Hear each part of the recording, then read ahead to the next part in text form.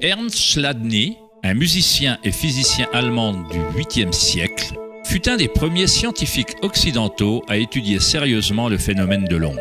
Chladni découvrit qu'en versant du sable sur des plaques de métal et en les faisant ensuite vibrer avec un archet de violon, le sable se regroupe en modèles. Différentes formes géométriques se dessinent selon la vibration produite. Chladni archiva un catalogue entier de ces formes qu'on désigne sous le nom des figures de Chladni. On peut trouver un grand nombre de ces modèles dans le monde naturel, comme les taches sur la tortue ou les modèles tachetés des léopards.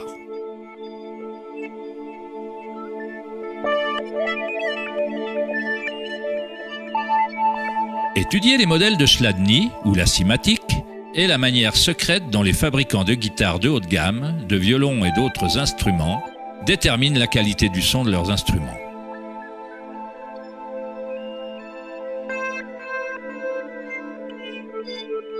Dans les années 60, Hans Jenny a développé le travail de Chladni en utilisant des fluides variés et l'amplification électronique pour créer des fréquences sonores et les a surnommées cymatiques. Si on fait passer de simples ondes sinusoïdales à travers un plat rempli d'eau, on observe des modèles dans l'eau. Différents modèles d'ondulation apparaîtront selon la fréquence de l'onde. Plus la fréquence est élevée, plus le modèle est complexe. Ces formes peuvent être répétées, elles ne sont pas le fruit du hasard. Plus on observe, plus on commence à voir la façon dont les vibrations arrangent la matière en forme complexe à partir de simples ondes répétées. La vibration de l'eau ressemble au modèle d'un tournesol.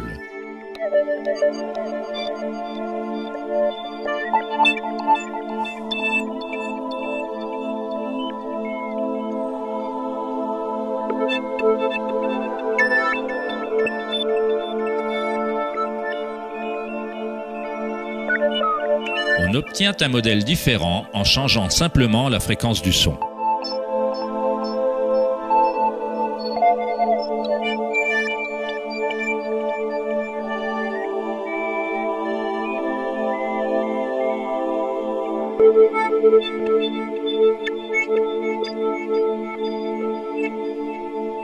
L'eau est une substance très mystérieuse.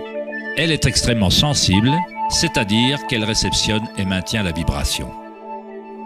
De par sa grande capacité de résonance, sa sensibilité et son aptitude à résonner, l'eau réagit instantanément à tout type d'onde.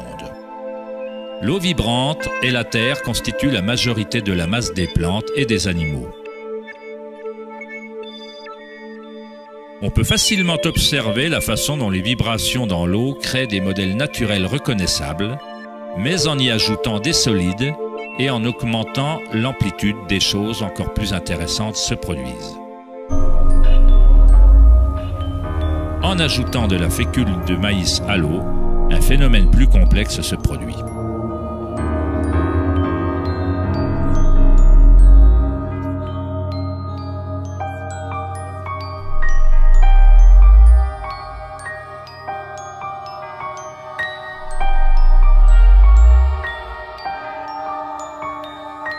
Il est possible qu'on puisse observer les principes mêmes de la vie, alors que les vibrations transforment la tache de fécule de maïs en ce qui ressemble à un organisme mouvant.